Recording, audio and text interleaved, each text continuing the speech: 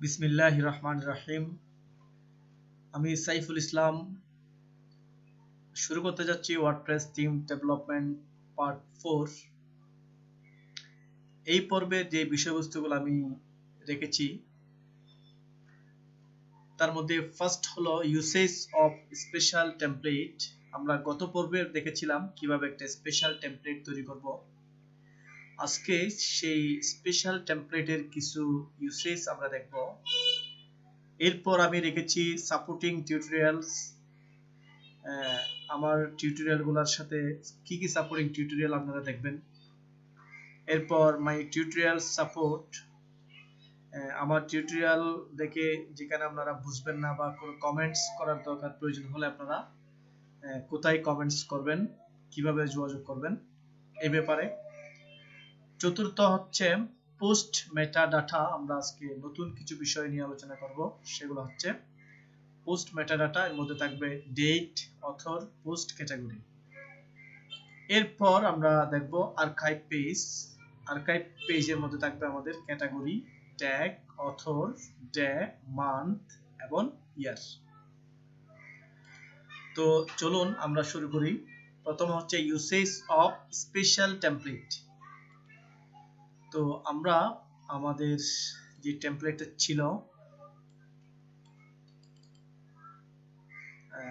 Themes ফোল্ডারে আমাদের primary, তো এটা আমরা আমাদের ব্র্যাকেটস এর মাধ্যমে ওপেন করি।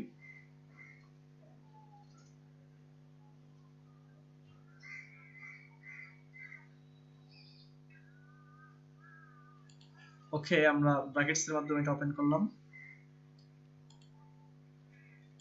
এরপরে আমরা এটাকে একটু ব্রাউজারে নিয়ে আসি।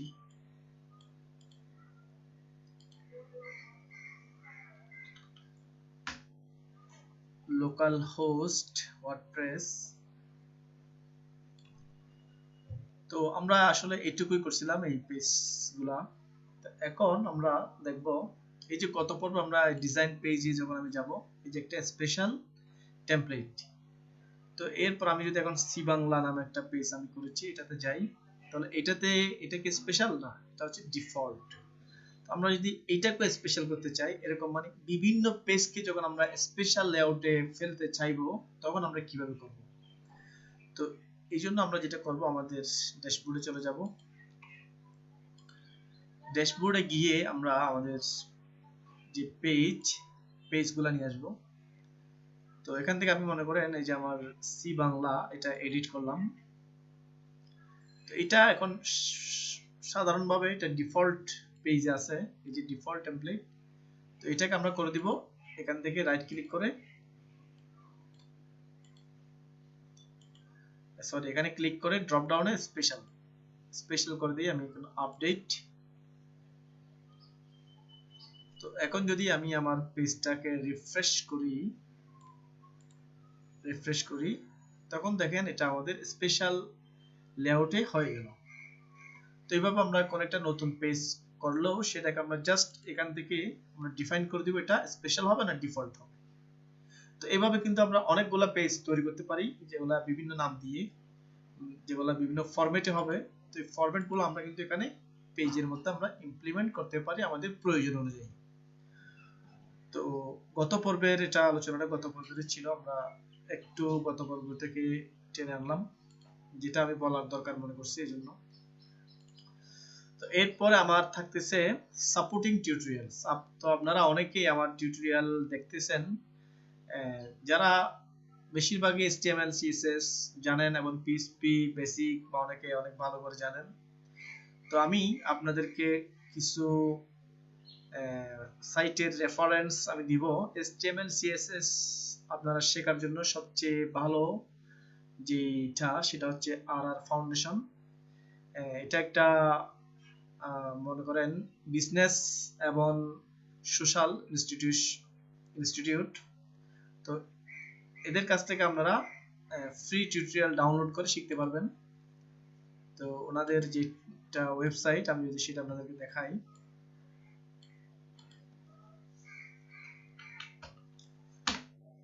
rrfoundation.net। এটা হচ্ছে মূলত ওনাদের অফিসিয়াল ওয়েবসাইট।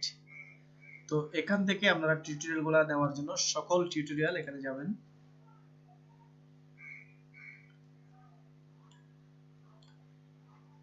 তো দেখবেন এখানে সবগুলা টিউটোরিয়াল এখানে দেওয়া আছে, একদম বিশাল টিউটোরিয়ালের মেলা বলতে পারেন, একটা ফ্যাক্টরি টিউটোরিয়ালের। তো এগুলা দেখলে আসলে অনেক কিছু শেখা যাবে এখানে, HTML, CSS, ওয়ার্ডপ্রেস, জুমলা, আরো অনেক কিছু, যে jQuery।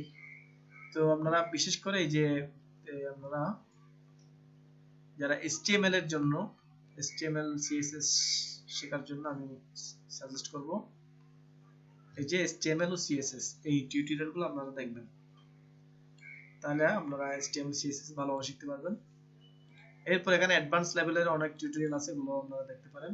যেমন এই যে ওয়ার্ডপ্রেস, এখানে ওয়ার্ডপ্রেস কিভাবে ডেভেলপমেন্ট করবেন, আমার থেকেও আর অনেক সহজ করে উনি আসলে বলছে এখানে। ওনার টিউটোরিয়ালগুলো আমি দেখি, আমি ফলো করি।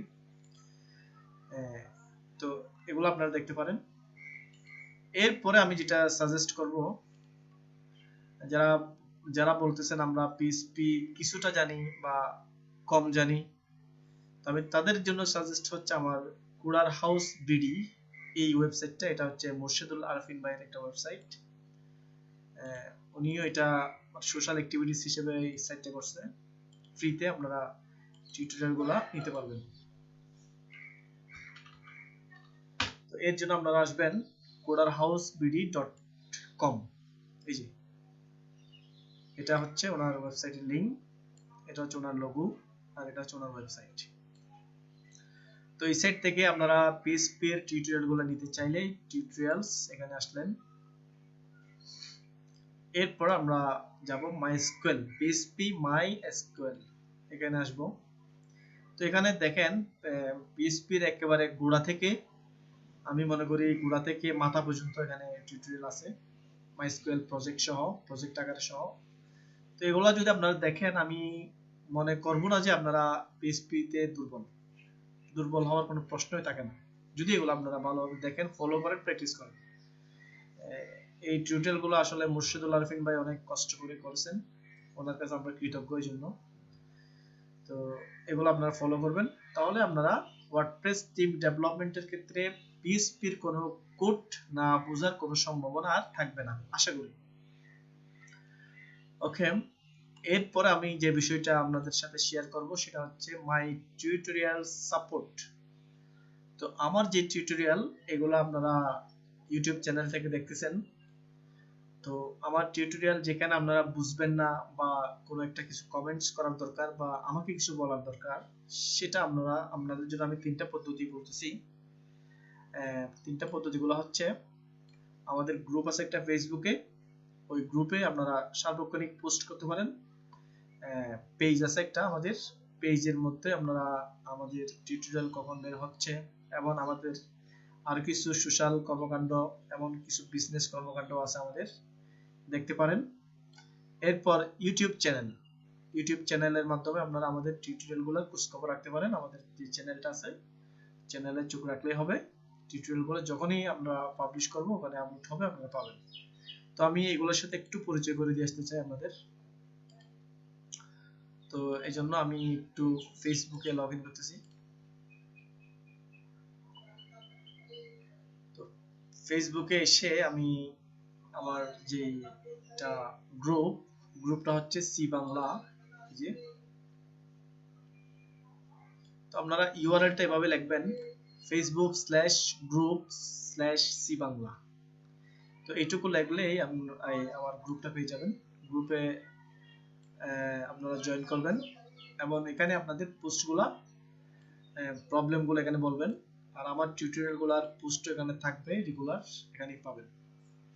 আর দ্বিতীয়ত আপনারা আরেকটা আমার সোর্স আমি দিচ্ছি, সেটা হচ্ছে আমি দিলাম সি বাংলা আমাদের পেজ। হ্যাঁ, এটার ইউআরএলটা আপনারা দেখে নেন। এটার ইউআরএল হচ্ছে facebook.com/cbangla/ctg, এটাই। তো এরপরে আমি আপনাদেরকে পরিচয় করে দিব আমার যে ইউটিউব লিংক,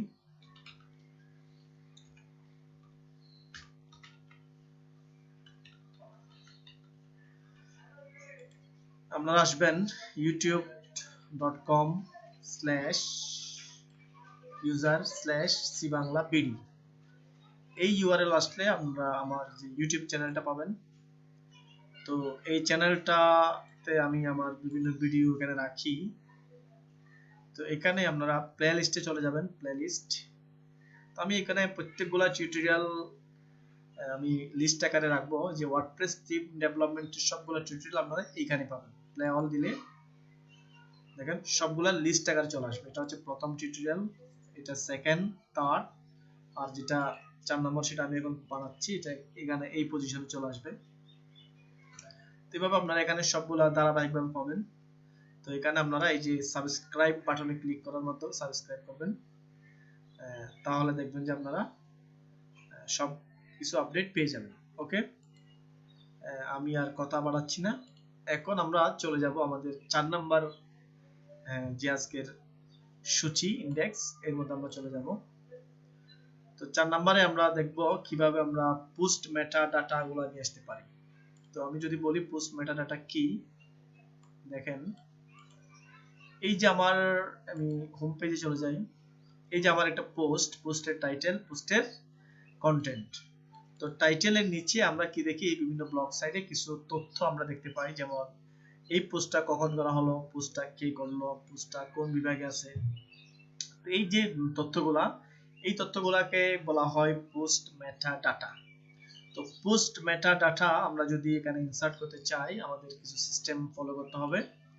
সিস্টেমগুলো আমরা দেখি, আমরা H1 আমাদের যে হেডলাইন, এরপরে আমরা দিব, আমি একটু জায়গাটা বড় করে নিই। তো এই জায়গায় আমি লিখব একটা প্যারাগ্রাফ নিব, p প্লাস পোস্ট ইনফো। তো পোস্ট ইনফো আমি প্রথমে দিব পোস্ট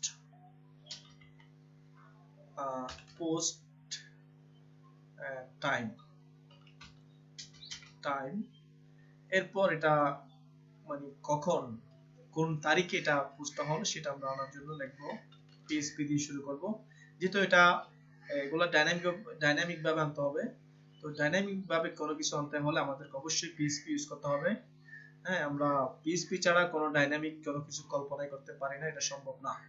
যেহেতু আমাদের ওয়ার্ডপ্রেস হচ্ছে একটা CMS ব্লগিং সিস্টেম, তো ওয়ার্ডপ্রেসটা হচ্ছে PHP নির্ভর, সুতরাং এটা PHP দিয়ে করা। তো আমাদের প্রত্যেক কিছু PHP এর উপর নির্ভর করেই করতে হবে। তো আমি লিখব দি ডেট। তো এটা হচ্ছে একটা বিল্ট-ইন ফাংশন, হ্যাঁ, এটা PHP এর একটা বিল্ট-ইন ফাংশন। দি ডেট যদি আমরা লিখি, তাহলে আমরা কিন্তু তারিখের একটা বিষয় কিন্তু আমরা পেয়ে যাব। দেখেন পোস্ট টাইম, এটা তো আমি লিখলাম, এই যে নভেম্বর 29, 2014। তো এটা কি আমি লিখছি? না, আমি লিখি নাই, এটা PHP ফাংশন দ্বারা আমি লিখছি বিদায় এটা PHP থেকে আসছে। তো এখন আমরা যদি এই তারিখটাকে কাস্টমাইজ করতে চাই আমাদের নিজের ইচ্ছে মতো, আমি প্রথমে দিব ডেট। হ্যাঁ, আমি একটু উইন্ডোটা ছোট করি,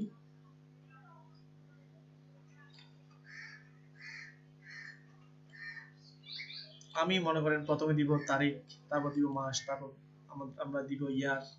তো এইভাবে যদি আমরা করতে চাই তাহলে আমরা এখানে কিছু কাস্টমাইজেশনের কাজ করতে হবে আমাদেরকে। তো তার আগে আমরা আরেকটা জিনিস দেখে আসি, আমরা এটা দিলাম ডেট, আমরা যদি চাই সময় দিব টাইম, তাহলে আমি লিখব PHP দা টাইম। তো এটা লেখার কারণে আমাদের কি হয় একটু দেখি। তো দেখেন আমাদের এখন টাইমটা চলে আসলো, মানে এই পোস্টটা 9টা 8 মিনিটে হলো, এটা 2টা 17 মিনিটে হলো, আর এটা 8টা 27 মিনিটে হলো AM। তো এখন আমরা যদি এগুলা কাস্টমাইজেশন আমাদের ইচ্ছে মতো আমরা দিতে চাই, তাহলে কিভাবে দিব একটু দেখেন। তাহলে আমাদের এই যে দি ডেট ফাংশন, এটা লাগতেছে না, আমরা দি টাইমের মধ্যে সব কিছু করতে পারবো। একটা ফাংশন আমরা রাখলাম, এর মধ্যে আমরা দিব ইনভার্টেড কমা। তো আমরা ইতিপূর্বে জেনেছি পিএইচপির যখন কোনো ফাংশন লেখা হবে, ফাংশনটা অবশ্যই একটা ফার্স্ট ব্র্যাকেট হবে, এবং ফার্স্ট ব্র্যাকেটের মধ্যে কোনো প্যারামিটার আমরা যোগ করতে চাইলে ওই প্যারামিটারগুলো অবশ্যই কিসের মধ্যে হবে, ইনভার্টেড কমা দিয়ে হবে। তো ইনভার্টেড কমার মধ্যে আমি প্রথমে লিখলাম, ধরেন আমি প্রথমে চাচ্ছি বার, কি বারে পোস্টটা হলো, I mean name of the day. তো আমি দিলাম এল, ছোট হাতের এল। তাহলে এই এল দিয়ে পিএইচপি থেকে চলে আসবে পোস্টের নেম অফ দ্য ডে, দিনের নাম। তো এরপরে আমি দিব মনে করেন মাসের নাম। তো মাস এর আগে আমরা কিভাবে আসছে 11, এখন 11 আমি চাচ্ছি যে 11 না আসুক, নভেম্বর চলে আসুক, নভেম্বর ফুল স্পেলিং। তো এই জন্য আমরা লিখব বড় হাতের এফ। তাহলে বড় হাতের এফ মানে পিএইচপি থেকে চলে আসবে মাসের পুরো স্পেলিং নামটা চলে আসবে। এরপর আমি দিতে চাচ্ছি তারিখ। তারিখ দেওয়ার জন্য আমরা দিব ছোট হাতের জে, এবং তারিখের সাথে যদি আমরা সাফিক্স অ্যাড করতে চাই, আই মিন এসটি, টিএইচ, হ্যাঁ, এগুলো আমরা যদি অ্যাড করতে চাই তাহলে আমরা দিব বড় হাতের এস, এরপর আমরা দিব বড় হাতের ওয়াই। এটা দ্বারা কি হবে, এটা দ্বারা হবে আমাদের ইয়ার, কত সালে। তা আমরা একটু রিফ্রেশ করি। তো দেখেন প্রথমে কিন্তু আমাদের তারিখ চলে আসছে, সরি বার, কি বারে, স্যাটারডে নভেম্বর 29, 2011। এই যে টিএস এটা হচ্ছে সাফিক্স, এই সাফিক্সটা কেন আসলো, এই যে আমরা একটা কি দিলাম বড় হাতের এস, এস এর কারণে কিন্তু সাফিক্সটা চলে আসছে। এরপর আমরা দিব সময় কয়টা। তো সময়ের জন্য আমরা একটা স্পেস দিয়ে আমরা লিখব জি, এটা হচ্ছে ঘন্টা, ইস্টু আমরা মিনিটের জন্য লিখব আই, এরপর লিখব এ, মানে এম বা পিএম। তো এটা যদি আমি বড় হাতের লিখি, তখন এম পিএম গুলো বড় হাতের হবে, আর ছোট হাতের লিখলে ছোট হাতের হবে, এইটুকু পার্থক্য। তো আমি যদি এখন রিফ্রেশ করি, দেখেন 9টা 8 পিএম। তো এইভাবে প্রত্যেকটা পোস্টের নিচেই কিন্তু আমাদের পোস্টের যেই তারিখের ইনফরমেশন এগুলো কিন্তু চলে আসলো। তাহলে আমরা এখন বলতে পারি, আমি একটু দ্রুত বলতেছি কারণ আমি চাচ্ছি আমার টিউটোরিয়ালটা মিনিমাম 1 ঘন্টার, সরি ম্যাক্সিমাম 1 ঘন্টার মধ্যে শেষ করব। বেশি লম্বা হয়ে গেলে এগুলো আসলে অনেক সময় বোরিং লাগে এবং ডাউনলোড করতে অনেক সময় লাগে, এই জন্য আমি 1 ঘন্টার মধ্যে শেষ করতে চাচ্ছি। তো দেখেন আমাদের পোস্ট মেটা ডাটা এর মধ্যে ডেট অপশনটা এখন আমাদের ক্লিয়ার। এখন আমরা অথরটা নিয়ে আসবো, লেখক। তো অথর আনার জন্য আমরা সেম ভাবে এখানে একটা দিতে পারি, আমরা সেপারেটর দিয়ে আমি নিচে চলে আসলাম। তো এখানে আমি লিখবো পিএইচপি দিয়ে শুরু করব, the author, U T H O R, author. তো আমরা এইটুকু লিখলেই কিন্তু আমাদের অথর চলে আসে। দেখেন অথর আসছে কিনা, সেপারেটর আসছে, এরপর অথর। এই যে আমি আমার লগইন করা আছে, পোস্টগুলো আমিই করছি বিধায় এখানে সবগুলো পোস্টে আমার নাম আসছে। তো একটা ওয়েবসাইটে একাধিক ইউজার থাকতে পারে, তো যখন যে ইউজারে পোস্ট করবে তার নামগুলাই কিন্তু দেখাবে। ওকে, তো এখন নামটা কিন্তু এভাবে আসলে এটা কি প্রফেশনাল মানের হলো না। এটাতে ক্লিক করা যেতে হবে, ক্লিক করলে সাইফুল ইসলামের যে আর্কাইভ সেগুলা সবগুলো ওপেন হতে হবে, তখনই আমরা এটাকে বলবো প্রফেশনাল। তো আমরা এটাকে যদি ওইরকম করতে চাই তাহলে আমাদের যে কাজগুলো করতে হবে, দেখেন দি অথর আমরা লিখলাম, এর মধ্যে আমাদের কিছু প্যারামিটার যোগ করতে হবে। সরি, প্রথমে এটাকে আমরা লিংকেবল করব। লিংকেবল করার জন্য আমরা অবশ্যই এ ট্যাগের মধ্যে নিব, এ ট্যাগের মধ্যে আমরা অথর লিখব। তো এখন যেখানে আমরা হাইপার রেফারেল লিখি সেই জায়গায় আমরা কি লিখব, সেই জায়গায় অবশ্যই আমরা পিএইচপি দিয়ে শুরু করব। তারপর আমাদেরকে লিখতে হবে, এরপর আমরা যেটা লিখব,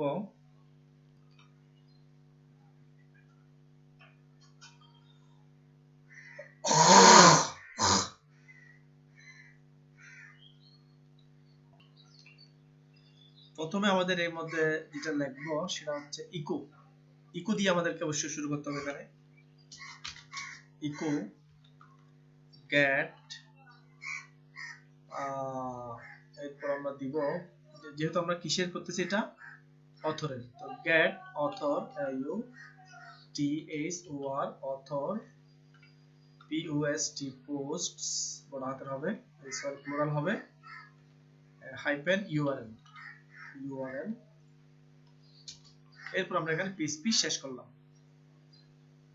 তো এরপর আমরা দেখি এই যে ফার্স্ট ব্র্যাকেট, একটা ফাংশন লিখলে আমরা জানি একটা ফার্স্ট ব্র্যাকেট লাগে। তো ফার্স্ট ব্র্যাকেটের মধ্যে আমরা এখানে আরেকটা ফাংশন আমরা লিখব। তো আরেকটা ফাংশনকে আমরা ইনভার্টেড কমা দিয়ে লিখব? No, never. আমরা আগেই বলেছি কোন ফাংশনকে আমরা কখনো ইনভার্টেড কমার মধ্যে দিব না। ইনভার্টেড কমার মধ্যে দিব অনলি ফর স্ট্রিং কে দিব। কোন আমরা ইন্টিজার কোন সংখ্যা, কোন বুলিয়ান ট্রু ফলস, এগুলাকেও আমরা কি করব না, কোন ইনভার্টেড কমার মধ্যে দিব না। এখন কোন ফাংশনকে ইনভার্টেড কমার মধ্যে দেওয়ার তো কোনো প্রশ্নই আসে না। সুতরাং যেহেতু আমি একটা ফাংশনের ভিতরে আরেকটা ফাংশন লিখতেছি, তাহলে উইদাউট ইনভার্টেড কমা। তো আমি এখানে লিখব, এখানে আমাকে লিখতে হবে অথর দি, সরি আমার এখানে লিখতে হবে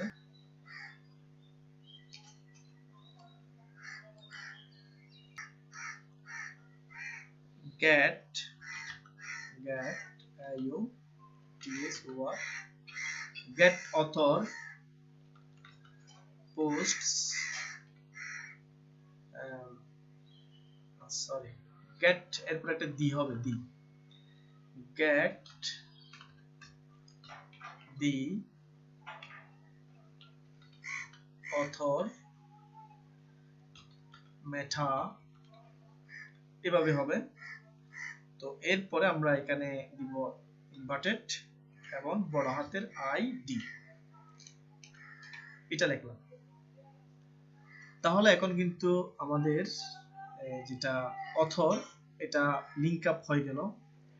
তো আমরা যদি প্রমাণস্বরূপ দেখে আসতে চাই, রিফ্রেশ করলাম, তো দেখেন এখন লিংক আপ। আমি যখন এটাতে ক্লিক করব, তো দেখেন আমার URL কিন্তু চেঞ্জ হয়ে গেছে।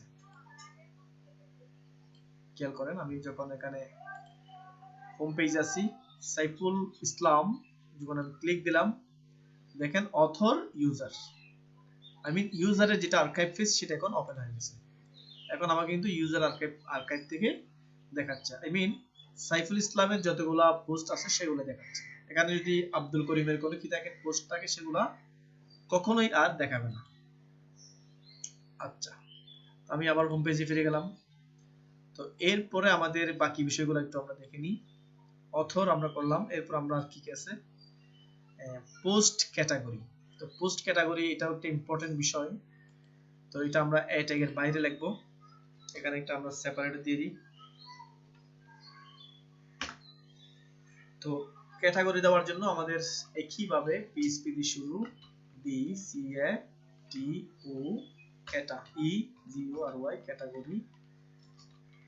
তো এখানে যেটা লক্ষণীয় বিষয় সেটা হচ্ছে আমরা PHP ক্যাটাগরি দিলেই কিন্তু আমাদের ক্যাটাগরি অপশনটা চলে আসতেছে। But there is a problem. প্রবলেমটা হচ্ছে যখন আমরা এইভাবে ক্যাটাগরিটা লিখব, ক্যাটাগরিতে ডিফল্ট ভাবে UL এবং LI পেয়ে যাবে। তো দেখেন পেল কিনা, এই যে ক্যাটাগরিতে UL এবং LI পাওয়ার কারণে কিন্তু এটা UL LI যেভাবে হয় ওভাবে কিন্তু স্টাইলটা পেয়ে গেল, মানে এটা হচ্ছে HTML এর ডিফল্ট মার্কআপ পেয়ে গেল। তো আমাদের তো UL LI এর কোনো প্রয়োজন নেই, আমাদের হবে ইনলাইন। এটা কিন্তু এখন ব্লক হয়ে গেল। তো এই যে ইনলাইন করার জন্য আবার এটার যে UL LI এর যে কিছু জিনিসপত্র পেয়ে গেল, তো এগুলো আমরা যাতে না পাই সেই ব্যবস্থা আমাদের করতে হবে। তো সেই ব্যবস্থাটা আমরা নিব ক্যাটাগরির অপশনের ভিতরে আমরা লিখব ফার্স্ট ব্র্যাকেটের মধ্যে দুইটা ইনভার্টেড কমা স্পেস।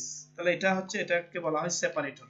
এই সেপারেটরটা আমরা যখন দিয়ে দিব, তখন এটা UL এবং LI থেকে মুক্ত হবে।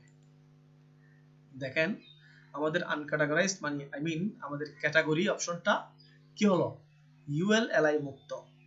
ঠিক আছে, আমরা যদি এখন ক্লিক করি, তাহলে দেখেন আনক্যাটাগরাইজ থেকে পোস্টগুলো দেখাচ্ছে। আমাদের ওয়েবসাইটে অনেকগুলো ক্যাটাগরি থাকতে পারে। তো আমরা যেহেতু কোনো ক্যাটাগরি সৃষ্টি করিনি এখনো পর্যন্ত, সুতরাং একটাই ক্যাটাগরি, আমাদের ওই ক্যাটাগরিতে যা যা পোস্ট আছে সেগুলোই দেখাচ্ছে। তাহলে আমরা সফলভাবে আমাদের প্রথম স্লাইডের যে বিষয়গুলো এগুলো আমরা ইনক্লুড করতে পেরেছি। তো এখন আমরা দেখব আর্কাইভ পেজ। তো চলুন আমরা আর্কাইভ পেজ শুরু করি। তো আর্কাইভ পেজ করার জন্য আমাদেরকে প্রথমে যে বিষয়টা করতে হবে সেটা হচ্ছে একটা archive.php নামক একটা ফাইল আমরা নিব।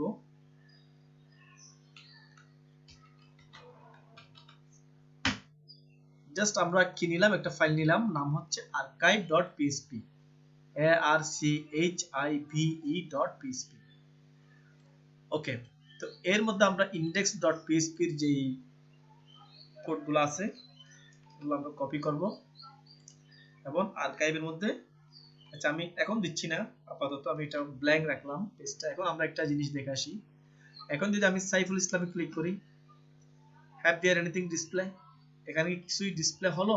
না, এখানে আমরা কিছুই দেখতে পাচ্ছি না, কোনো কিছুই সে প্রিন্ট করে নাই। কেন প্রিন্ট করে নাই? কারণ আমরা যখন সাইফুল ইসলাম বা কোন একটা বিষয় ক্লিক করবো এরকম যেগুলো আর্কাইভ থেকে আসে, তো এই জিনিসগুলা মূলত আসার কথা হচ্ছে archive.php থেকে। তো এতক্ষণ যেহেতু আমাদের প্রজেক্টে archive.php নামক ফাইলটার কোনো অস্তিত্ব ছিল না, সেহেতু ওয়ার্ডপ্রেস কি করলো, ফলব্যাক ডাটা হিসেবে index.php থেকে আমাদের তথ্যগুলো দেখালো। তো এতক্ষণ যেগুলো দেখাইছে এগুলো হচ্ছে মূলত আমাদের ইন্ডেক্স থেকে দেখাইছে। তো এখন যেহেতু আর্কাইভ আমরা করছি, সুতরাং সে আর ইন্ডেক্স থেকে কখনোই নিবে না, ফলব্যাক সে আর যাবে না। কেন যাবে না? সে আর্কাইভ পেল, এখন সে আর্কাইভে যা পায় তাই নিবে। তো এখন সে আর্কাইভ দেখতেছে ব্ল্যাঙ্ক, সুতরাং তার কন্টেন্টও কি হবে? ব্ল্যাঙ্ক হবে। এখন যদি আমি আর্কাইভে জাস্ট একটা টেস্টের জন্য একটা লিখে দিই, h1 this is a test, আমি টেস্টের জন্য এটা দিলাম। তো দেখেন এই যে এখন আর্কাইভ পেজে এটা দেখাচ্ছে। তার মানে আমাদের আর্কাইভ পেজটা এখন আমাদের মতো করে এটাকে বিল্ড আপ করতে হবে। তো চলেন আমরা HTML এর যে কোডিং গুলা, লুপিং কোডিং সবগুলো আমরা এখানে দিয়ে দিলাম। এরপর এটাতে আমাদেরকে চেঞ্জ আনতে হবে আমাদের মতো করে। যেমন আমি যদি এখন রিফ্রেশ করি, এখন কিন্তু সবকিছু আসতেছে। তো এখানে আমাদের চেঞ্জ যে বিষয়গুলো করতে হবে সেগুলো হচ্ছে যে আমাদের এইখানে একটা হেডলাইন আসতে হবে যে আর্কাইভ ফর ক্যাটাগরি। যখন আমরা কোন একটা ইউজারের গায়ে ক্লিক করব তখন আসবে আর্কাইভ ফর অথর। তারপর আমরা যখন কোনো ডেট ওয়াইজ কোনো তথ্য নিয়ে আসবো তখন আসবে archive for date, year, month, এভাবে। তো চলুন আমরা আমাদের ইন্ডেক্সটা দেখি। আর্কাইভ পিএইচপি তে আমরা প্রথমেই শিখব category, tag, author, day, month, year. তো চলুন,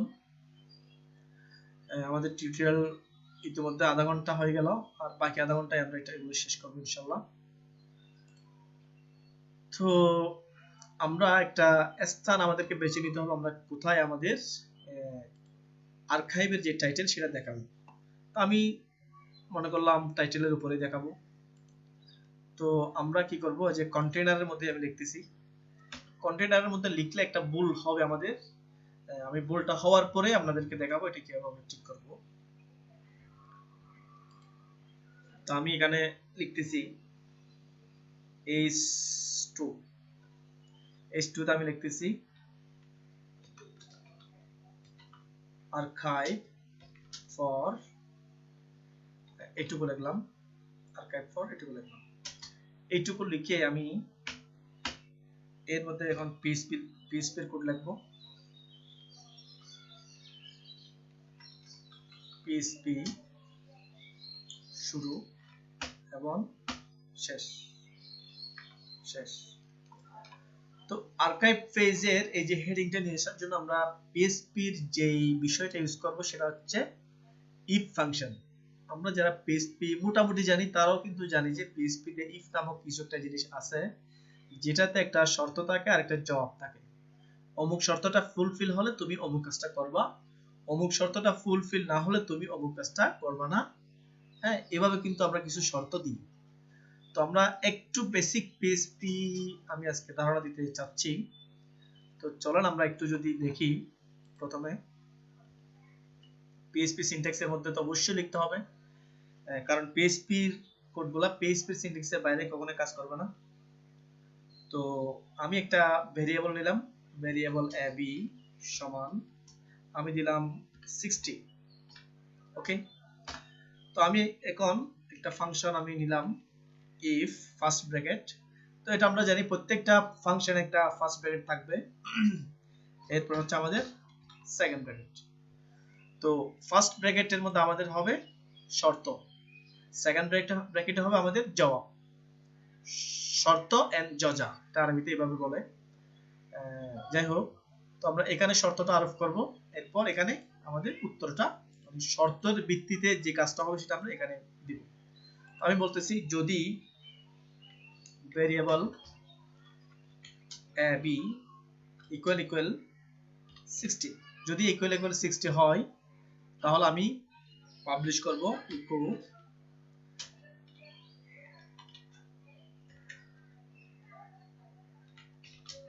দিস ইজ ট্রু। ট্রু আমি এই কথাটা লিখলাম, এরপর আমি এখানে লিখব এলস। Else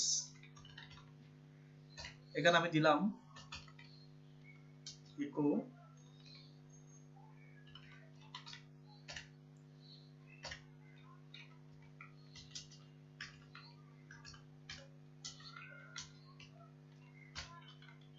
false. যদি 60 কথাটা ঠিক হয় তাহলে আসবে দিস ইজ ট্রু, আর যদি কথাটা ফলস হয় তাহলে আসবে দ্যাট ওয়াজ ফলস। এখন যেহেতু আমার ab সমান কত 60, আমি বলছি কত যদি 60 হয় তাহলে 60 এটাকে ম্যাচ করছে না, ম্যাচ করে নাই, অবশ্যই ম্যাচ করছে, মানে মিলে গেছে। তো যদি মিলে গেছে আমাদের অবশ্যই কি হবে, দিস ইজ ট্রু, এটা আসার কথা। তো আমরা দেখি ব্রাউজারে এটা আসে কিনা।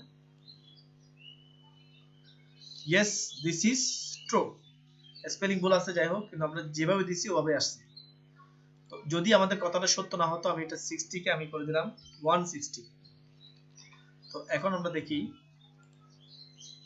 এখন দ্যাট ওয়াজ ফলস, ফলস আসছে, কারণ এটা আমাদের শর্তটা মিলে নাই। তো এভাবে কিন্তু আমরা পিএইচপি তে ইফ, এলস ইফ এবং এলস এর ব্যবহার করে থাকি। তো এগুলো আমি মনে করি আপনারা জানেন, তাই আমি বিস্তারিত আর গেলাম না। এখন আমরা সরাসরি কাজের মধ্যে চলে যাব। ওকে, তো প্রথমে আমি নিলাম ইফ, শর্ত আরোপ করব। তো প্রথম আমি চেক করব, এখানে সবগুলোকে চেকিং করতে হবে। প্রথমে ক্যাটাগরি চেক করব, ট্যাগ চেক করব, অথর চেক করব, ডে চেক করব, মান্থ এন্ড ইয়ার। তো আমরা প্রথমে চেক করব ক্যাটাগরি, মানে আমরা ক্যাটাগরিতে আছি কিনা। তো এটা চেক করার নিয়ম হচ্ছে is আন্ডারস্কোর category, ক্যাটাগরি কিনা। তো এখানে দেখেন প্রথমে ইফ এর জন্য একটা ব্র্যাকেট দিলাম আমরা, আমি আরেকটু জুমিং করার চেষ্টা করি। প্রথমে দেখেন ইফ এর জন্য একটা ব্র্যাকেট দিলাম, ব্র্যাকেট এখানে শুরু, এখানে এসে শেষ। এরপর আবার ইজ ক্যাটাগরি, এটা আরেকটা ফাংশন, যেহেতু আমরা বলছি ফাংশনের মধ্যে ফাংশন লিখলাম, তো এই ফাংশনের জন্য আমরা আরেকটা ব্র্যাকেট, শুরু শেষ। তাহলে আমাদের কিন্তু কোডিং এর নিয়মটা হচ্ছে মূলত এইভাবে। এই নিয়মগুলো আমরা জানা থাকলে আমরা কখনোই আমাদের সিনট্যাক্স ভুল হবে না। আমাদের সিনট্যাক্স ভুল হওয়ার একমাত্র যেটা কারণ আমি দেখতেছি, সেটা হচ্ছে আমাদের সিনট্যাক্সগত ভুল। না হয় আমরা মোটামুটি অনেক কিছু জানি, কিন্তু সিনট্যাক্স মনে করেন আমরা যদি এই ব্র্যাকেটটা না দিই, হ্যাঁ, তাহলে একটা আমার পিএইচপি ফলস দেখাবে। এই ফাংশনটা যে ফাংশন সেটা পিএইচপি বুঝবে না। ফাংশন হতে হলে অবশ্যই একটা ব্র্যাকেট লাগবে।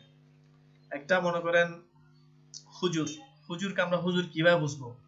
যদি তার টুপি, পাঞ্জাবি, পায়জামা এগুলো থাকে, তাহলে তাকে দেখা মাত্রই যে কেউ বলবে এ হুজুর, আলেম, ভালো মানুষ। যাই হোক, আমরা ক্যাটাগরি, এটাকে যে এটা একটা ফাংশন, এটা আমরা পিএইচপি বোঝার জন্য এটা যে একটা ফাংশন, এটা একটা ফার্স্ট ব্র্যাকেট দরকার। এটা না থাকলে পিএইচপি কখনোই বুঝবে না যে এটা ফাংশন, সে ধরে নিবে এটা একটা স্ট্রিং।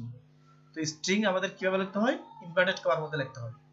তো যেহেতু সে ইনভার্টেড কমার মধ্যে পাই নাই, সে এটাকে ফলস বলবে, এটা রং বলবে, হ্যাঁ, আমরা কোডগুলা এক্সিকিউট হবে না। তো ওকে, আমি মনে করি এর চাইতে বেশি বোঝানো দরকার নাই, আর আপনারা হয়তো বুঝছেন। তো আমি দেখেন আমি কি বলছি, প্রথমে ইফ, যে প্রথম ফার্স্ট ব্র্যাকেট, এর মধ্যে আমরা শর্ত, তো শর্ত আমরা নিয়ে নিলাম ফাংশনের মাধ্যমে ইজ ক্যাটাগরি কিনা। যদি ক্যাটাগরি হয় তাহলে তুমি কি দেখাবে, আমি ইকো করলাম, এখানে ইকো, আমি সিঙ্গেল ব্র্যাকেটে নিই, এখানে আসলে সিঙ্গেল বা ডাবল ইনভার্টেড কোনো ব্যাপার না। তো আমি লিখলাম সিম্পলি আমি লিখলাম ক্যাটাগরি, CATGORY ক্যাটাগরি। ওকে, এরপর এটা আমরা সেমিকোলন দিয়ে শেষ করলাম। এরপর আমরা এলস ইফ নেব, মানে অন্যথায় যদি এটা হয়, আবার বলবো যদি এটা না হয়, যদি এটা হয়, এরকম এলস ইফ এই এলস ইফ দিয়ে আমি আবার ফার্স্ট ব্র্যাকেট, মানে এখানে শর্ত, এখানে উত্তর, শর্তের উত্তর। তো আমরা শর্ত আবার শর্ত আরোপ করব। আমরা আর কি কি চেকিং করব বলেন? ইস আন্ডারস্কোর ট্যাগ, ট্যাগ কিনা। এই যে আমরা আমাদের দ্বিতীয়টা কি ছিল? ট্যাগ। প্রথম আমরা চেকিং করলাম ক্যাটাগরি কিনা। তো আমরা দেখতেছি ক্যাটাগরি, তাহলে আমাদের কি ডাটা ফল ব্যাক করবে, তখন আমাদের ডাটা দেখাবে, ইকো করবে কি? ক্যাটাগরি। যদি কোনো কারণে ক্যাটাগরিতে না যায়, মানে আর্কাইভ কি শুধু ক্যাটাগরি হয় না, আর্কাইভ হয়, ট্যাগ হয়, ডে হয়, মান্থ, অনেক কিছু হয়। তো ক্যাটাগরিতে না গিয়ে যদি ট্যাগে যাই, তাহলে এটা তার ডুববে না। আমার পিএইচপি কোডিং এখানে আর ডুববে না, ক্যাটাগরিটা দেখাবে না। তখন ট্যাগ পেলে এখানে আমি যেটা দিব সেটা দেখাবে। তো এখানে আমি দিচ্ছি ইকো, এখানে আমি দিলাম সিম্পলি ট্যাগ, ট্যাগ লিখলাম। ওকে, এখন যদি কখনো ট্যাগ নামক কেউ আর্কাইভ পেজ যে যায়, তখন সে ট্যাগ দেখতে পাবে।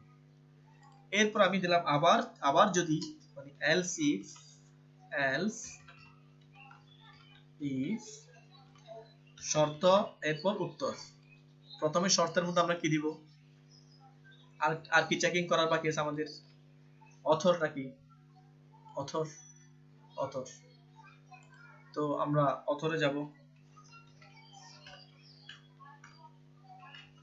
অথর, যদি অথর হয় তখন ইকো আমরা দিলাম এখানে অথর। এরপর আমরা আবার দিব, এটা না হয় যদি এটা হয়, মানে এলস ইফ, যদি এলস ইফ, এরপর আমরা চেক করব ইজ ডে, যদি ডে হয়, মানে নির্দিষ্ট তারিখ হয়, তাহলে এখন যে আমি একটা ভুল করে কিন্তু এখানে চলে আসলাম, এখানে আমি ফার্স্ট ব্র্যাকেটটা না দিয়ে চলে আসলাম। তো এই ধরনের কোন একটা ভুল হয়তো আমি সবগুলোতে ঠিক করছেন, একটাতে করেন নাই, তখন আমরা পুরো কোডটাই কিন্তু কাজ দিবে না। তখন আপনি হয়তো এটা আপনার চোখে পড়লো না, তখন বলবেন যে না আমার তো হচ্ছে না, আপনার হলো বা আরেকজনের হলো, আমার তো হচ্ছে না। তো আপনার কি ভুল সেটা আপনাকে লাইন বাই লাইন পড়ে চেক করতে হবে, তখন আপনার ভুলটা আপনার ধরা পড়বে। হয়তো আমি লিখতেছি এখানে আমারও কোনো একটা ভুল হয়ে গেছে, হতে পারে। তো যদি আমার না মিলে, আমি কি করব? লাইন বাই লাইন পড়ে আসবো কোথায় ভুল হবে। ওকে, আমি এখানে আবার ইকো করতেছি, ইকো, আমি এখানে লিখবো ডে হলে সিম্পলি ডে লিখবো, ডে। এরপর আমাদের আর কি থাকতে পারে? এলস ইফ শর্ত উত্তর। শর্তের মধ্যে আমাদের কি হবে, কি চেক করব এখন আমরা? ইজ মান্থ কিনা, মাস কিনা। মাস হলে আমরা কি লিখবো? ইকো, আমরা লিখবো মান্থ।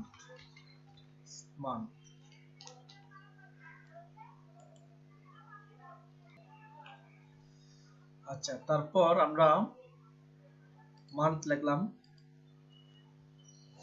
এরপরে আমরা আর কি শর্ত হতে পারে?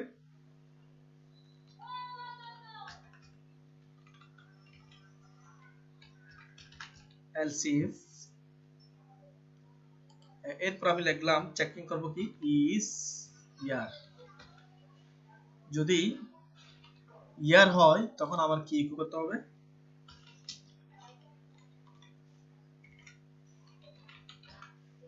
ইয়ার আমি দিলাম। তো আমাদেরকে আর কিছু আছে বাকি? Anything else? ইয়ারের পর আর কিছু আছে? নাই। তো যেহেতু আর কিছু নাই, আমরা কি লিখবো এখন? শুধু এলস। এটাকে আমরা বলি রেস্ট অফ অল। মানে যদি আমরা বলি না অনেক সময়, তুমি হয়তো এটা হবে, না হয় এটা হবে, না হয় এটা হবে, আর নয়তো কিছুই যদি না হয় অন্তত এটা হবে। লাস্ট এটাকে আমরা বলি অন্তত। অন্তত তুমি এটা করো, আই মিন যদি ক্যাটাগরিতে প্রবেশ করে এটা দেখাও, অথরে প্রবেশ করলে এটা দেখাও, ডেতে প্রবেশ করলে এটা দেখাও, মান্থ হলে এটা, ইয়ার হলে এটা। আর যদি এগুলার বাইরে অন্য যে কোনো ফিল্ডে প্রবেশ করে আর্কাইভের, তখন তুমি সিম্পলি এটা দেখাও।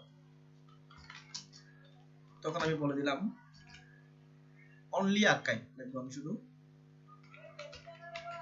আর্কাইভ। ওকে, এখন আমরা চেকিং এর পালা। আমরা একটু রিফ্রেশ করে নিই। তো আমরা একটা একটা চেক করব। প্রথমে আমরা চেক করব কি ক্যাটাগরি। তো আমরা একটা ক্যাটাগরিতে আসলাম, কি দেখালো আর্কাইভ ফর ক্যাটাগরি, তাহলে আসছে কিনা। এখন কি ইউজার বুঝবে যে সে ক্যাটাগরিতে আছে? ইয়েস, অবশ্যই বুঝবে। তারপর আমি দিলাম, এরপর অথর চেক, এরপর চেক করব আমরা ট্যাগ। এরপর আমরা ট্যাগ চেকিং করব। তো ট্যাগ চেকিং করার জন্য আমরা হোম পেজে গেলাম, এখানে লিখব ট্যাগ। এরপর আমি একটা ট্যাগ লিখতেছি সাতকানিয়া, আমার জেলার নাম। তো দেখেন সাতকানিয়া আমার মানে ট্যাগে এখানে প্রবলেম আছে। ট্যাগে দেখেন আমাকে notice use of undefined constant is tag, assume is tag in C। যাই হোক 15 নম্বর লাইনে আমাকে একটা ওয়ার্নিং দিয়েছে, আমাকে দেখি প্রবলেমটা কোথায়। 15 else if। তো দেখেন আমি হুবহু ওই কাজটাই করছি, এই যে ফার্স্ট ব্র্যাকেট আমরা দিই নাই। যে ভুলটার জন্য আমি আপনাদেরকে বারবার সতর্ক করতেছি, সেই একই ভুলে আমি নিজেই পড়ে গেলাম। ফার্স্ট ব্র্যাকেট আমরা দিলাম না। তো there is no problem if you consist of your coding। যদি আপনি আপনার কোডিং সম্পর্কে খুব বদ্ধ ধারণা পোষণ করতে পারেন, ডিটারমিনেশন পোষণ করতে পারেন, তাহলে যতই ভুল আসুক না কেন আপনি ওই ভুলকে ভুলের মোকাবিলা করা কোনো ব্যাপার না, যদি আপনি কোড বুঝেন। তো যাই হোক আমরা কোড বুঝি বলে আমরা কিন্তু এসে কাজ ঠিক করতে পারছি। ওকে, আমি এখন রিফ্রেশ করলাম। তাহলে এখন আমাকে কি বলতেছে আর্কাইভ ফর ট্যাগের আর্কাইভ। এরপর আমরা কি চেকিং করব অথর। তো অথরের জন্য আমরা অথরে ক্লিক করলাম। তাহলে কি বলতেছে আর্কাইভ ফর অথর। এরপর আমরা চেকিং করব হচ্ছে ডে, মান্থ, ইয়ার। প্রথমে আমরা ডে চেকিং করে নিই। এখানে আমি একটা তারিখ লিখে দিলাম 29। তো 29 যখন আমি লিখছি তারিখ, আর্কাইভ ফর ডে, আমি তারিখটা কেটে দিলাম অনলি মান্থ। তাহলে কি হলো আর্কাইভ ফর মান্থ। আমি মান্থ কেটে দিলাম অনলি ইয়ার, তাহলে আর্কাইভ ফর ইয়ার। আচ্ছা, তো এইটুকুর মধ্যে আমি আপনাদেরকে আসলে এখানে তো প্রশ্ন করার সুযোগ নাই, তারপরে বলতেছি এখানে কি কোনো প্রবলেম আপনারা দেখতে পাচ্ছেন? প্রবলেম হচ্ছে কোনো? হ্যাঁ, ইয়েস, একটা প্রবলেম হচ্ছে। আমি যেটা প্রথমে বলছিলাম, এই যে আমাদের আর্কাইভ, এটা কিন্তু একবারই দেখাবে, পোস্টের মধ্যে একবারই দেখাবে, বারবার দেখাবে না। কিন্তু আমাদের দেখেন প্রত্যেকটা পোস্টের পূর্বে কিন্তু আমাদের archive for year, archive for year, এভাবে প্রত্যেকটা পোস্টের আগেই এটা চলে আসছে। তো আমাদের কি চাওয়া কি এরকম, নাকি শুধু একবার দেখবো? আমরা বারবার দেখতে চাই না, আমরা শুধু একবার দেখতে চাই আর্কাইভ কি। ইয়েস, তো এই প্রবলেমটা যদি আমরা সলভ করতে চাই, তাহলে আমাদের আপনারা আমার যে টিউটোরিয়ালগুলো ইতিমধ্যে দেখছেন, এগুলো যদি আপনারা ভালোভাবে বুঝেন, সূক্ষ্মভাবে বুঝেন, তাহলে আপনারা নিজেরাই পারবেন। আমি যদি নাও দেখাই, তো আমি বলতেছি দেখেন প্রবলেমটা কোথায়, বারবার কেন দেখাচ্ছেন। আমার প্রথম টিউটোরিয়াল আমি বলেছিলাম আমাদের পিএইচপির পোস্টগুলো নিয়ে আসতে হলে প্রথমে আমাকে একটা শর্ত আরোপ করতে হবে, হ্যাভ পোস্ট। শর্ত দিয়ে ইফ দিয়ে এর মধ্যে একটা শর্ত দিয়ে দিলাম পোস্ট আছে কিনা। যদি পোস্ট থাকে তাহলে তুমি লুপ চালাবা, হোয়াইল দিয়ে লুপ চালাবা, হ্যাভ পোস্ট থাকলে পোস্ট নিয়ে আসো। মানে এটা হচ্ছে লুপিং, মানে হচ্ছে বারবার একটা জিনিস, যেটা যতক্ষণ না আমি একটা নির্দিষ্ট শর্ত পাওয়া যাবে ততক্ষণ পর্যন্ত সে কি আসতেই থাকবে। তো এই জন্য আমরা হোয়াইল ইউজ করি। তো যেহেতু আমার পোস্ট পাওয়া যাচ্ছে, যতটা পোস্ট পাওয়া যাবে সে ততবারই আসবে। তো আমাদের এখানেও কিন্তু কাণ্ডটা সেম হলো, পোস্ট পেলো সে আসলো, আরেকটা পোস্ট পেলো সে আসলো। আরেকটা পোস্ট পেলো, সে আসলো। তো সে কেন আসলো? বিকজ আমরা এই আর্কাইভ H2 এই হেডিংটাকে আমরা লুপিং এর ভিতরে আমরা কল করছি এজন্য। তো আমাদের কি করতে হবে? জাস্ট আমাদেরকে লুপিং এর বাইরে কল করতে হবে, আই মিন আমাদেরকে হিজরত করতে হবে, হিজরত দেশ থেকে, স্থান থেকে। তো আমাদের যে এই স্থানটা আমাদের জন্য প্রযোজ্য না, এটা থেকে আমরা হিজরত করে, অর্থাৎ এই স্থানটা আমরা ত্যাগ করে আমরা লুপিং এর বাইরে কোথাও অবস্থান নিব, তাহলে দেখবেন যে আমাদেরকে কেউ আর ঠেকাতে পারবে না। ওকে, আমি এখান থেকে কাট করলাম কোডগুলা। কাট করার পরে আমরা হোয়াইল, জাস্ট হোয়াইল লুপিং এর পর আমরা যে কোথাও লিখলে চলবে, আমরা চাইলে এখানে লিখতে পারি, চাইলে আরো পরে লিখতে পারি। তো আমি এই জায়গায় লিখতেছি, আমি এই স্থানটা বেছে নিলাম। হ্যাঁ, এই স্থানটা খুব উর্বর মনে হচ্ছে আমার কাছে।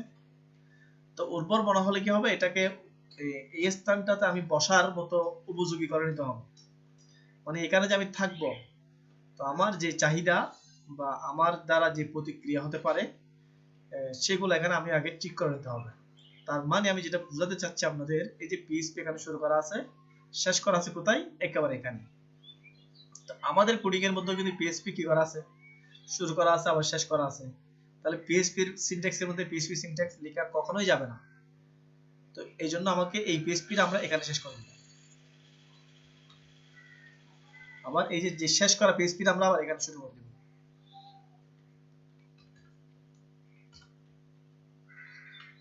বুঝছেন ব্যাপারটা?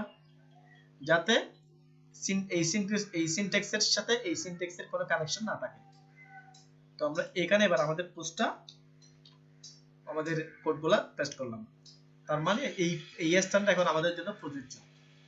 এখন আমরা সেভ করলাম, সেভ করে আমরা একটু আউটপুট দেখে আসি। তো দেখেন এখন কিন্তু আমাদের আর্কাইভ ফর ইয়ার একবারে দেখাচ্ছে, বারবার দেখাচ্ছে। তো বারবার কেন দেখাচ্ছে না? কারণ এখন আমরা লুপিং এর বাইরে অবস্থান নিচ্ছি, তার মানে আমরা হিজরত করছি। এই জায়গায় ছিলাম, এই জায়গাটা আমাদের জন্য কি ছিল না? অ্যাপ্রোপ্রিয়েট, যথাযথ ছিল না। বিদায় আমরা এখান থেকে আমরা চলে গিয়ে আমরা এই স্থানটা ত্যাগ করে আমরা এই স্থানে কি নিছি? অবস্থান নিছি। তো এই স্থানটা আমরা অনেক কিছু উপযোগী করে নিছি আমাদের, যার কারণে পিএইচপি এরর আসলো না।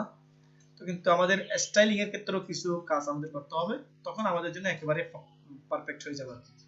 তো চলুন আমরা এই H2 এটাকে একটা ডিভ এর মধ্যে গিরে ফেলি।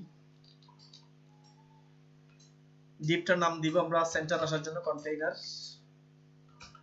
কারণ কন্টেইনার নাম আমাদের একটা ডিভ নেওয়া আছে যেটাতে দেওয়া আছে মার্জিন 0 অটো। তো আমি কন্টেইনারে যখন নিলাম তখন কিন্তু আমি একেবারে ফুললি পারফেক্ট এখন বলতে পারেন, এই স্থানটা আমার জন্য ফুললি পারফেক্ট।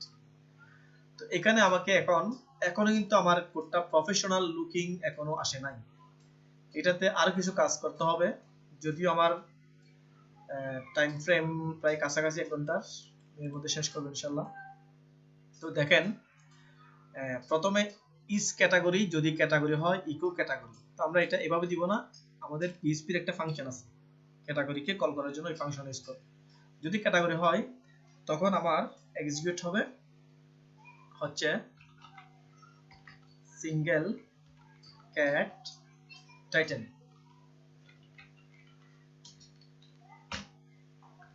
সরি, এইভাবে হবে সিঙ্গেল ক্যাট টাইটেল। তো আমরা একটা একটা দিব আর চেকিং করব। তো আমরা একটু ক্যাটাগরিতে যাই। তো দেখেন আর্কাইভ ফর আনক্যাটাগরিজড, তার মানেটা কি হলো? আমরা যেই ক্যাটাগরিতে ক্লিক করব ওই ক্যাটাগরির নামটা এখানে চলে যাবে। তো এখানে আমরা ক্যাটাগরি কি একটা হয়? একটা ওয়েবসাইটে না, অনেকগুলো ক্যাটাগরি হয়।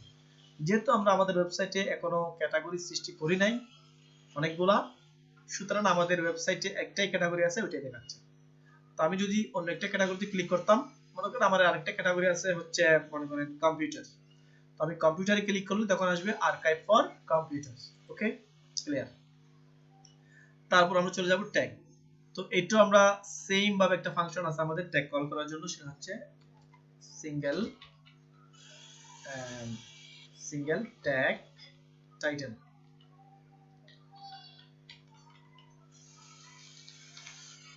তো এখন যদি আমরা একটা ট্যাগ নিয়ে দেখি, সাতকানিয়া মাই হোম টাউন। তো দেখেন আর্কাইভ ফর সাতকানিয়া। ওকে, চলে আসলো। তাহলে এখন সাতকানিয়া কেন আসলো? আমি যেহেতু সাতকানিয়া ট্যাগের মধ্যে আসি, তো আমি যদি অন্য একটা ট্যাগের মধ্যে আসতাম, রূপকানিয়া, তারপর হচ্ছে আমাদের চট্টগ্রাম, ইত্যাদি ইত্যাদি, এই আর কি। তো যাই হোক, আমরা দুইটাকে একদম প্রফেশনাল করে ফেললাম। এখন আমাদের হচ্ছে 3 নাম্বার অথর। তো অথরের মধ্যে আমি যে আমাদের তিনটা কাজ করতে হবে, তিনটা ফাংশন লিখতে হবে। অথরকে আমাদেরকে প্রফেশনাল লুকিং দেওয়ার জন্য আমাদের তিনটা ফাংশন লিখতে এখানে। নাম্বার 1 pust পোস্ট, ওকে, একটা গেল। এরপর নাম্বার 2 হচ্ছে আমরা ইকো করে লিখতে হবে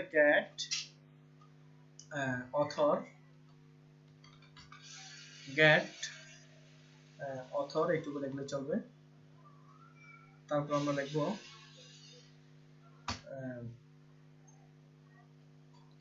এরপরে আমরা যেটা লিখবো সেটা হচ্ছে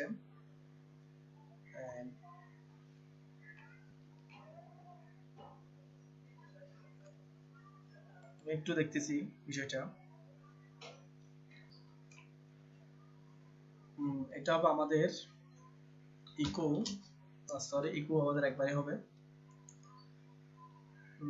হ্যাঁ, আমাদের আরেকটা ফাংশন আছে রিউইন্ড, REWIND, রিউইন্ড পোস্টস, এটা প্লুরাল হবে। এই তাহলে আমাদের কি হয়ে গেল, পোস্ট ইকো দা অথর রিউইন্ড পোস্ট ফাংশন আমরা শেষ করলাম। ওকে, এখন আমরা চেকিং করে আসি আমাদের হলো কিনা। এখন আমরা যাব কোথায়, আমাদের ইউজারে, author, archive for fatal errors, 22 নম্বর লাইনে। আমরা একটু দেখে আসি। get the author হবে, get the author, এটা হবে আমাদের get the author। এখন আমরা দেখি, এখন ঠিক আছে, আর্কাইভ ফর সাইফুল ইসলাম। তো দেখেন, একটা ওয়েবসাইটে অনেকগুলা ইউজার থাকতে পারে। তো যে ইউজারের নামের মধ্যে করা হবে, ক্লিক করা হবে, ওই ইউজারের আর্কাইভ পেজে চলে যাবে। তো দেখেন এখন ঠিক আছে। তো এরপরে আমাদের যে বিষয় সেটা হচ্ছে আমরা এটাকে করে ফেললাম। এরপর ইজ ডে, ডের ব্যাপারে আমরা ইকো রাখবো, ইকো থাকবে। ইকো দিয়ে আমরা দিব get the day, get the day। তো এইটুকু দিলেই কিন্তু আমাদের যেটা ডের আর্কাইভ সেটা চলে আসবে। তো আমরা দেখি, আমরা এখানে দিলাম 29। তো এখানেও কিন্তু আমরা একটা প্যাটার্ন এরর দেখতেছি। তো আমরা এটা যদি ফিক্স করতে চাই, তাহলে আমরা চলে যাব আমাদের এখানে এখানে get the day হবে না, এখানে হবে get date, তো এখন যদি আমি দেখি, না, তাও হচ্ছে না, তাহলে হবে get